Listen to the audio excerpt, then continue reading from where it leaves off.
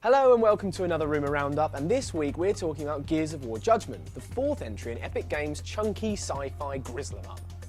So why should you care about yet another game featuring shed-sized marines, shouting and guns? Well, because Judgment's campaign will be the work of People Can Fly, the developer behind Bulletstorm, one of the best boots-to-asses shooters in recent years. And if that's not enough, the story also delves into the untold history of Gears, with a narrative that predates the events of the first game by about 15 years. So what does this mean for the characters? Well, scowling poster boys Dom and Marcus are nowhere to be seen, although a cameo from the latter is rumoured, leaving sass-mouthed Douglas Baird to take over the anti-hero duties. Hulking Cole Train also makes a storming return, if you can make a return in a prequel, alongside new characters Garen Paduk and Sophia Hendrick. The setting is apparently Halvo Bay, with all four soldiers standing trial for transgressions against the coalition of governments.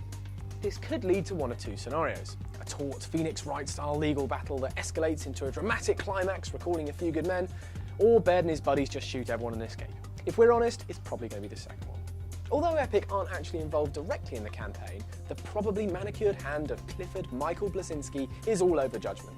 The artist formerly known as Cliffy B wants to buck the current trend of easy games with the upcoming title. Citing the popularity of Dark Souls as his inspiration, C-Blizz has said, "If the game doesn't make you sweat, we haven't done our jobs." The difficulty will also adapt as you play, much like the director constantly updates Left 4 Dead, so enemies will spawn differently depending on how much backside you kick. This means less emphasis on set pieces and more focus on adaptation and survival.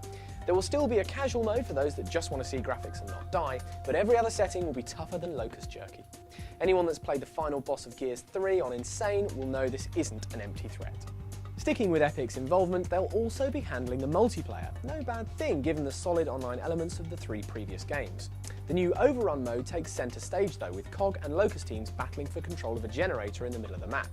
There are also multiplayer classes, with Baird using his engineer skills to deploy turrets, and Sophia displaying her bedside manner with healing grenades. Because in Gears of War, there's nothing that can't exist in grenade form.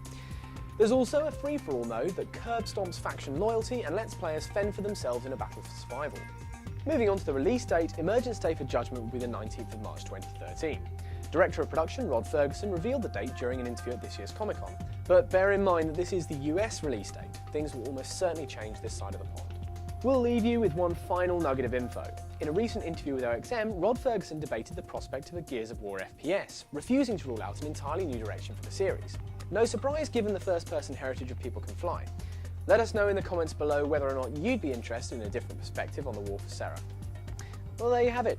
Some familiar faces, reinvigorated multiplayer, and a fresh prequel campaign that promises to be harder than a Cerapede's carapace. Don't forget to rate, comment and subscribe, and stay tuned to CVG for more news on Judgment in the near future.